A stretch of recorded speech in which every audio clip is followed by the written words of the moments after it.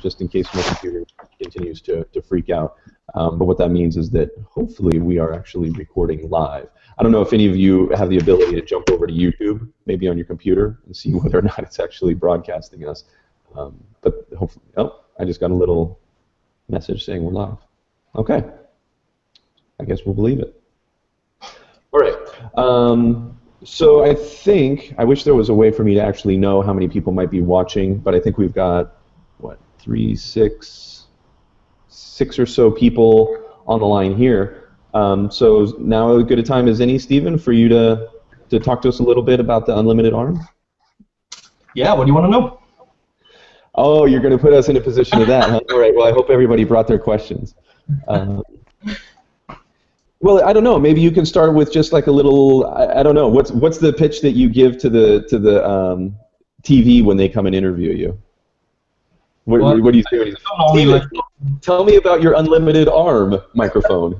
Well, I think we should approach it from a design perspective because that's where I come from, and how it came about really. It came about through my first recipient, Isabella, who's now gaining her own sort of press, if you will, through her story. But it came about because I found the challenge of building the RIT arm for her such an uphill challenge. I thought, as a maker myself, other makers aren't going to attempt this. It's too difficult. And the one thing that gave me nightmares about the arm, and I've got one of the RITs in front of me that I've built, I tried my best to try and improve upon it by building it giving it a Phoenix adapter to make it more current. Yeah. One of the things that give me nightmares about it is that the movement to fully close the hand, that's it. Just a few degrees of movement. And the thing that worried me was, if someone is going to be using one of these arms, then they can't bend their arm far enough to even feed themselves. So that's kind of the jumping off point that got me started on designing the unlimited arm. The other thing that I kind of didn't like about the RIT was just the print time. It takes so long to print one. We're looking at probably about 44 hours, give or take, to print an RIT. So I wanted to make something that was lightweight, cheap, quick to print, and comfortable to wear, but useful as well.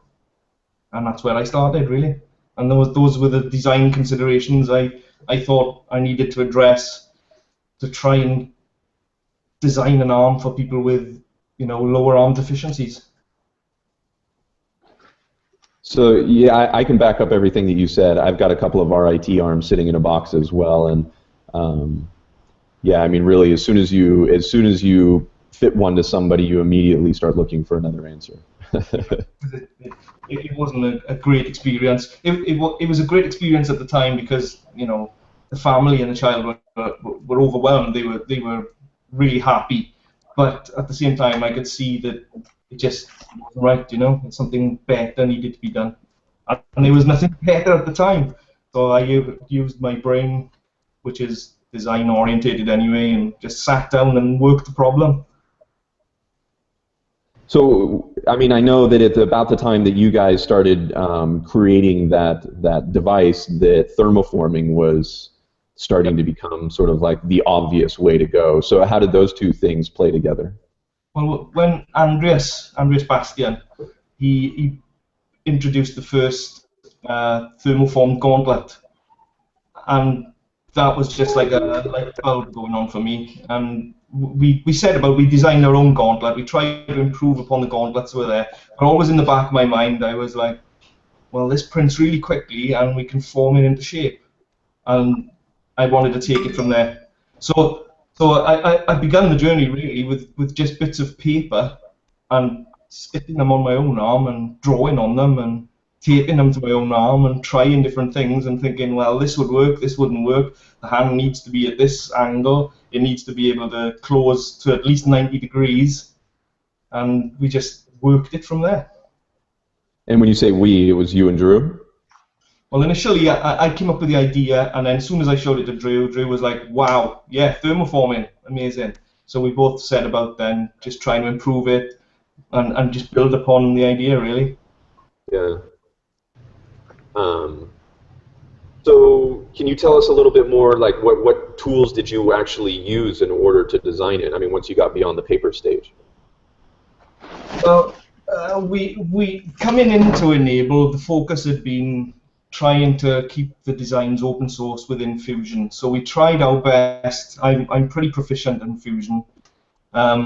We tried our best. I did design the arm in Fusion, but there was always the single problem that needed to be addressed from version 1.7, and that was the fact that it would only be able to scale up or scale down proportionally.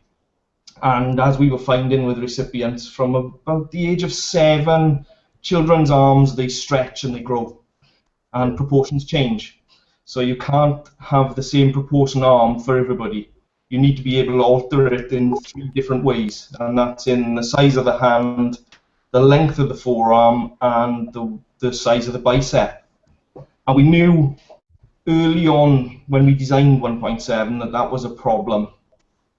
But at the time, we felt, because of the lack of models out there for anyone to build, that it was better to have the arm out there and doing some good, and we'd work on the problem than keeping it back till we'd solved it. So we actually went to Autodesk in America through Andreas to see if they could help us build a parametric model. And months went by, and we found they couldn't do it. So eventually I managed to model a parametric forearm within Fusion. I managed to build the arm within Fusion parametrically. But then we came across the problem, we didn't have a front end for Fusion for the web. So that's when we turned to OpenSCAD, and I decided to learn OpenSCAD, and we built it from the ground up in code. Oh, did you? The whole thing? Not the Phoenix arm, but just the arm components? The arm component. We also had to find a way to incorporate all the Phoenix hand within the code as well, and maintain a code small enough that it would fit into Customizer on Thingiverse. So we had to do a bit of magic on the model, let's say. Oh, okay. So there's also a limitation within Thingiverse as to how big the OpenSCAD program can be? Yeah, yeah. Oh, okay. Well, are there any questions from any of the other? I mean, I can probably go on, but this is for the whole community. So, are there any other questions from the folks who are on the phone for Stephen?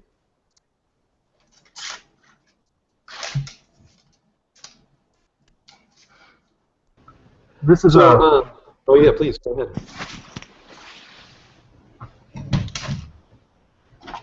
My name is Patrick. I'm in Houston, Texas, in the U.S., and we recently built one of the unlimited arms for a young girl here in Texas. One thing that we found that was 2 weak points were identified that one of them we corrected, one of them we didn't. The 3D printed pins for the elbow joint were very fragile, and so we replaced those with the metal pins that were readily available at a hardware store. The other point that we're still a little bit uncertain about are the tensioning pins. We're a little concerned that those are going to pull out, but this is our first time. This is our first